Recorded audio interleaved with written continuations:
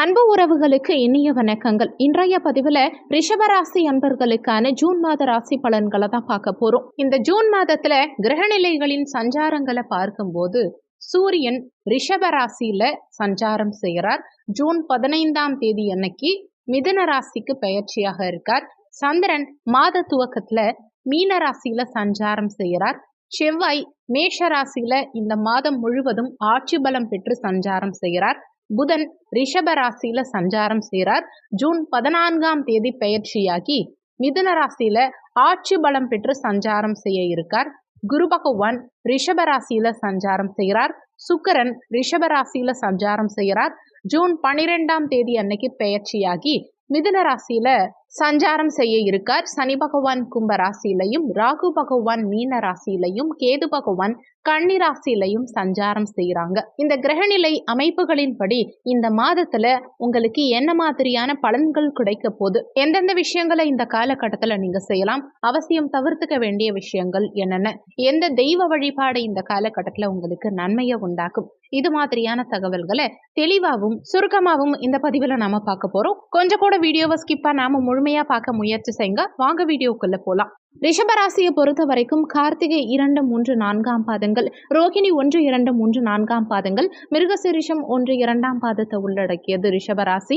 ரிஷபராசிக்கு அதிபதி சுக்கிர பகவான். வீடியோல சொல்லக்கூடிய பலன்கள் ஆண் பெண் இருபாலருக்கும் பொருந்தக்கூடிய பலன்கள். ரிஷபராசி அன்பர்களுக்கு உங்க ராசி அதிபதியான சுக்கிர பகவான் உங்க ராசியிலேயே ஆட்சி பலம் பெற்று சஞ்சாரம் செய்யும் காரணத்தினால இந்த காலகட்டம் உங்களுக்கு நினைத்த காரியத்துல வெற்றி கிடைக்கும், எடுத்த செயல்களில் வெற்றி கிடைக்கும், உங்க எண்ணங்கள் ஈடேறும், உங்க சிந்தனை திறன், பேச்சு, செயல் எல்லாமே சிறப்பா இருக்கும். ஜூன் 12ஆம் தேதிக்கு பிறகு உங்க ராசி அதிபதி சுக்கிரன் தனஸ்தானத்துல சஞ்சாரம் செய்யும் காரணத்தினால மாத பிற்பகுதியில தன வருமானம் உங்களுக்கு பிரமாதமா இருக்கும். ஆனாலுமே உங்க ராசி அதிபதியா இருக்கும் சுக்கிரன் தான் உங்களுக்கு 6ஆம் அதிபதியாகவும் இருக்கார்.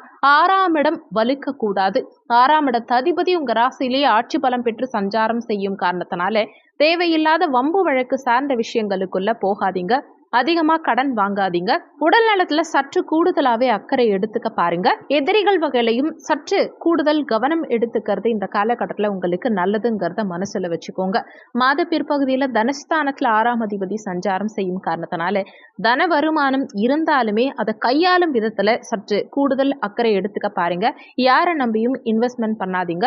குடும்ப விஷயங்கள்ல அந்நிய நபர்களுடைய தலையிட்டு அனுமதிக்காதீங்க. தனஸ்தானாதிபதி புதன் பகவான் மாத முற்பகுதியில உங்க ராசியிலேயே சஞ்சாரம் செய்யும் காரணத்தினால வாக்கு சார்ந்த தொழில் செய்யறவங்க, உதாரணத்துக்கு ஜோதிடர், ஆசிரியர், வக்கீல், பணம் சம்பந்தமான தொழில் செய்யறவங்க, பினான்சியல் சம்பந்தமான தொழில் செய்யறவங்க, நீதிபதி, இது மாதிரியான துறைகள்ல இருக்கவங்களுக்கு இந்த காலகட்டம் மிகப்பெரிய யோக பலன்கள் காணக்கூடிய காலகட்டமா இருக்கும்.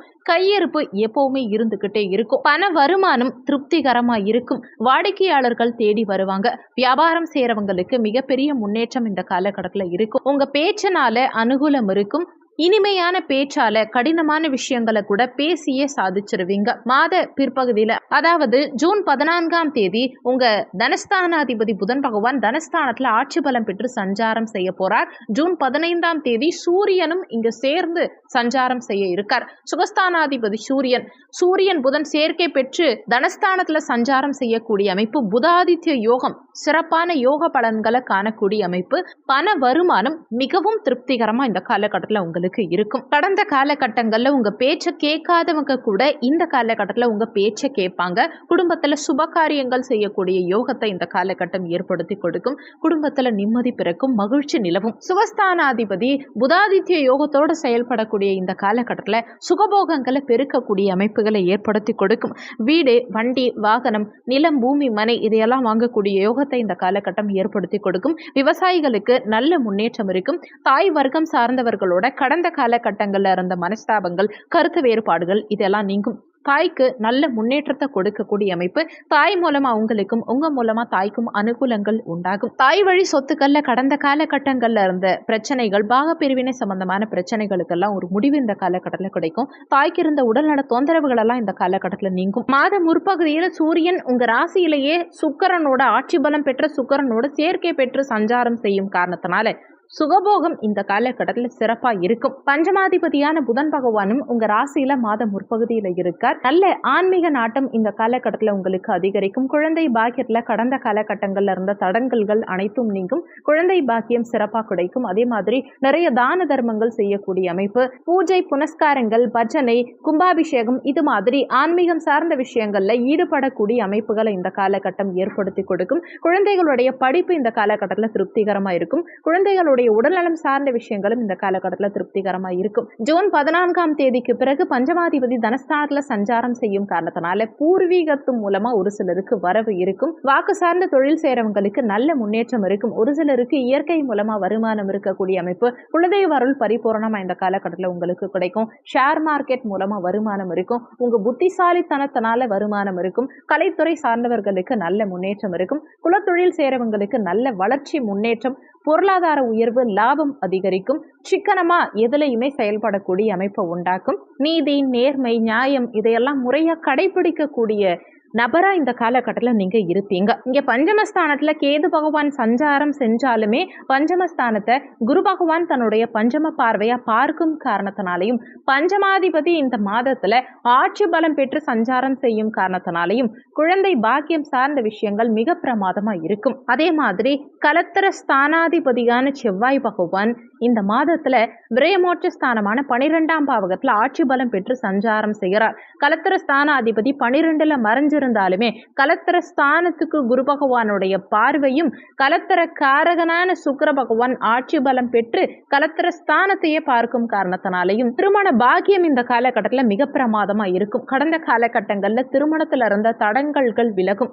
ஆனாலுமே கலத்திர ஸ்தானாதிபதி 12ஆம் இடத்துல மறைஞ்சிருக்கும் காரணத்தினால கணவன் மனைவிக்குள்ள சற்று விட்டு கொடுத்து செல்லணும்ங்கிறத மனசுல வச்சுக்கோங்க. கூட்டு தொழில் செய்யறவங்களும் கூட்டாளிகள் கிட்ட சற்று அனுசரித்து செல்வதும், கணக்கு வழக்கு சார்ந்த விஷயங்கள்ல கவனமா இருந்துக்கிறதும் இந்த காலகட்டத்தில் உங்களுக்கு நல்லது. குரு உங்க பஞ்சமஸ்தானம் காதல் ஸ்தானத்தையும் பார்க்கிறார், கலத்திர ஸ்தானத்தையும் பார்க்கிறார். அப்போ ஒரு சிலருக்கு காதல் திருமணம் செய்யக்கூடிய யோகத்தை இந்த காலகட்டம் ஏற்படுத்தி கொடுக்கும். நீண்ட காலமா காதலிக்கிறீங்க, ஆனா உங்க காதலை பெற்றோர்கள் கிட்ட சொல்ல முடியாம தவிச்சிட்டு இருக்கீங்கன்னா கூட இந்த காலகட்டத்துல உங்க காதலை பெற்றோர்கள் கிட்ட எடுத்து சொல்லி சம்மதம் வாங்கி காதல் திருமணம் செய்யக்கூடிய யோகத்தை இந்த காலகட்டம் ஏற்படுத்தி கொடுக்கும். அஷ்டமாதிபதியான குரு பகவான் உங்க ராசியிலேயே சஞ்சாரம் செய்யக்கூடிய அமைப்பு, ஆயுள் பலத்தை கொடுக்கக்கூடிய அமைப்பு. உடல்நல தொந்தரவுகள் சின்ன சின்னதா இருந்தாலுமே உடனே சரியாகும், கவலைப்பட வேண்டாம். சிறிய உடல்நல தொந்தரவா இருந்தாலுமே மருத்துவரை அணுகி தகுந்த மருத்துவ சிகிச்சை எடுத்துக்கிட்டா பெரிய அளவுல தொந்தரவுகள் எதுவும் இருக்காது.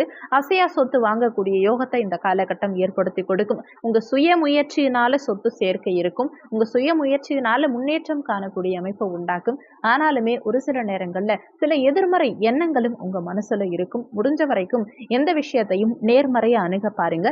எதிர்மறை எண்ணங்களை கைவிடுறது உங்களுக்கு நல்லது. பாக்கியாதிபதி சனி பகவான் தனக்கு 2ஆம் இடத்துல இருக்கார், 10ஆம் இடத்துல இருக்கார். அரசாங்க உயர் பதவி ஒரு சிலருக்கு கிடைக்கும். அரசு உத்தியோகத்துக்கு போகணும்னு நினைச்சிட்டு இருக்கவங்களுக்கும் இந்த காலகட்டத்தில் அரசு உத்தியோகம் கிடைக்கும். தந்தையுடைய சொத்து விருத்தியாகக்கூடிய அமைப்பு, தந்தையுடைய உடல்நலம் சார்ந்த விஷயங்களும் இந்த காலகட்டத்தில் திருப்திகரமா இருக்கும். பாக்கியாதிபதி ஆட்சி பலம் பெற்று இருக்கார். இன்னொன்னு பாக்கியஸ்தானத்து குரு பகவானும் பார்க்கிறார். தந்தை வழியில கடந்த காலகட்டங்கள்ல இருந்த பிரச்சனைகள், சண்டை சச்சரவுகள் அனைத்தும் நீங்கும்.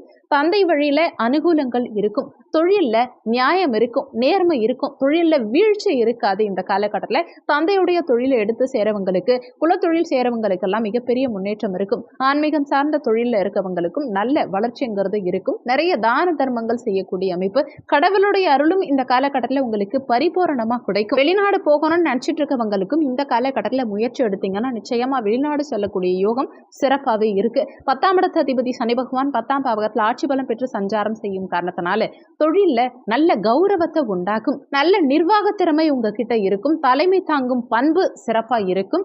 எதுலையுமே நியாயமா நேர்மையா நடந்துப்பீங்க. குறிப்பா ரிஷபராசி அன்பர்கள் என்ன தொழில் செய்யறதா இருந்தாலும் சரி, தொழில் வகையில மிகப்பெரிய முன்னேற்றம் நிச்சயமா உங்களுக்கு இந்த காலகட்டத்தில் இருக்கும்.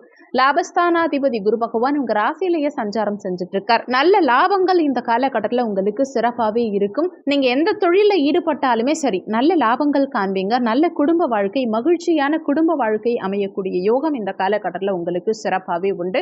கையில ஓரளவுக்கு பணத்தை சேர்த்து வைக்க முடியும். கடந்த காலகட்டங்கள்ல இருந்த விரய செலவுகள் அனைத்தும் இந்த காலகட்டத்தில் படிப்படியா படிப்படியாக குறைய ஆரம்பிக்கும். விரையாதிபதியான செவ்வாய் பகவான் விரயஸ்தானத்துல ஆட்சி பலம் பெற்று சஞ்சாரம் செய்யும் காரணத்தினால சுப விரயங்கள் செய்யக்கூடிய அமைப்புகளை கொடுக்கும். தர்ம செலவுகள் செய்யக்கூடிய அமைப்புகளை கொடுக்கும். வீட்டில் சுபகாரியங்கள் செய்யக்கூடிய அமைப்புகளை கொடுக்கும்.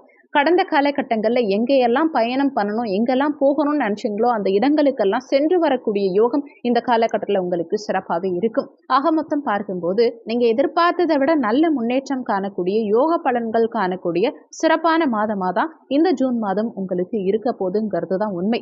இந்த காலகட்டத்தை சரியா பயன்படுத்திக்கோங்க. நல்ல முன்னேற்றம் நிச்சயம் உங்க வாழ்க்கையில இருக்கும். இந்த மாதத்துல கூடுதல் சிறப்பு பலன்கள் காண நீங்க செய்ய வேண்டிய தெய்வ வழிபாடு என்னன்னா, வெள்ளிக்கிழமை தினங்கள்ல மகாலட்சுமி தாயார் வழிபாடு செய்யறதும், அம்மன் வழிபாடு செய்யறதும், செவ்வாய் 12ஆம் இடத்துல மறைஞ்சு சஞ்சாரம் செய்யும் காரணத்தினால செவ்வாய்க்கிழமை தினங்கள்ல முருகப்பெருமான் வழிபாடு செய்யறதும் மிகப்பெரிய முன்னேற்றத்தை ஏற்படுத்தி கொடுக்கும். இந்த வீடியோல உங்களுக்கு ஏதாவது சந்தேகம் இருந்தா கீழே இருக்க கமெண்ட் செக்ஷன்ல சொல்லுங்க. நன்றி. மற்றும் ஒரு நல்ல பதிவோடு மீண்டும் உங்களை சந்திக்கிறோம்.